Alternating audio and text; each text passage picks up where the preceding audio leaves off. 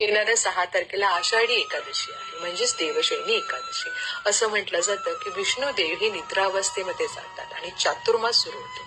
अशा वेळेला ज्योतिषशास्त्रामध्ये काही उपाय दिलेले आहेत. हे उपाय केल्याने घरामध्ये जी संकट असतील किंवा काही लोन असेल, कर्ज असेल, त्याच्यातून मुक्ती मिळण्यासाठी हे उपाय करायचे असतील. ज्यांची श्रद्धा असेल, ज्यांचा विश्वास असेल, त्यांनी नक्की करा. नक्कीच तुम्हाला तुमच्या आयुष्यामध्ये चांगल्या गोष्टी पाहायला मिळतील. उपाय जो आहे तो मी तुम्हाला सांगते. घरामध्ये जर तुमच्या शंख असेल, तर शंख जर तुमच्याकडे असेल तर नक्कीच या शंखामध्ये तुम्ही आपल्या घरामध्ये जे तांदूळ आहेत, हे तांदूळ आपण पूर्णपणे याच्यामध्ये भरायचे आहेत. हे पूर्ण भरून आपल्या घरामध्ये जर तुमच्या असा पिवळ्या रंगाचा कपडा जर असेल तर आपल्याला आषाढी एकादशी दिवशी आपल्याला देवाच्या समोर तुमच्या परंपरे पद्धतीनुसार जे काही असेल ते तुम्ही असं दिवा लावून देवाच्या पुढे तांदूळ भरून शंखामध्ये ठेवायचे आहे.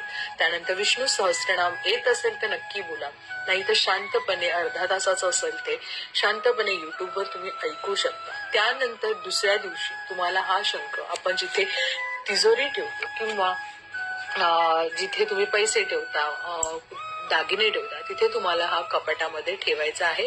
आणि जर मोठा कपडा असेल तर तुम्हाला असा पूर्णपणे तुम्ही त्याला झाकून ठेवू शकता किंवा बांधून ठेवू शकता. नंतर हा शंख आपल्याला देव उठणी जेव्हा एकादशी असेल तेव्हा तुम्हाला त्यावेळेला आपल्याला हा काढायचा आहे. आणि हा यातले तांदूळ आहे ते तुम्ही घरामध्ये सुद्धा युज करू शकता किंवा पक्ष्यांनाही देऊ शकता.